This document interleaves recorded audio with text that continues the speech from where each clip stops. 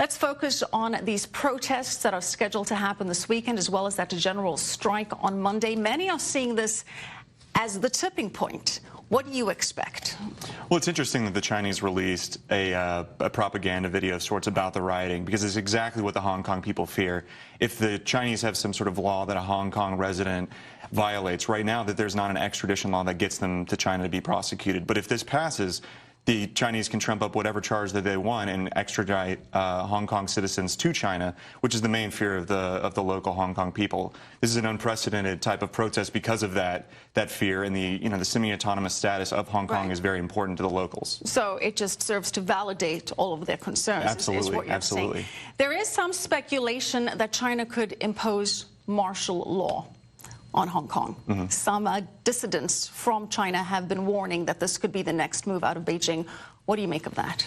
Well, I think the way that the government of Hong Kong is set up, I would venture that it would be complicated for them to do so. A lot of the Chinese government, or the Hong Kong government, is business elected, meaning that the business folks that are in Hong Kong, of which it's a massive economy that's in Hong Kong, I imagine that there would be big pushback from that, and that would be a really last straw for the Chinese. Well, Beijing is warning the international community not to interfere, to butt out. We just played that soundbite where they make it very clear that this is their issue and their issue alone to deal with. But do you see some kind of intervention if there is a scenario where Chinese troops go in?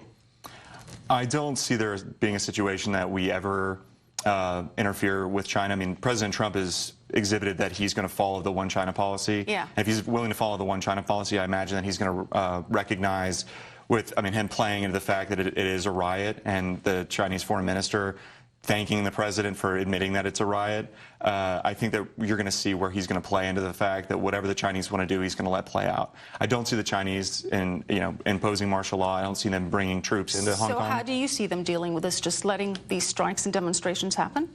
I imagine that there'll be some. China will split the baby somehow. They'll have their local Hong Kong politicians create some sort of bill that maybe moves the extradition bill off the table but leaves it open, which I think, if they leave 5 demands on the table and the locals get 2 of the 5 demands, I think they'll consider that a win, and the Chinese will consider that a win, and they'll back off. So you're saying that you expect Beijing to come up with some kind of political concession to at least meet one of the demands that the protesters have been calling for, and that's the complete withdrawal of that extradition bill?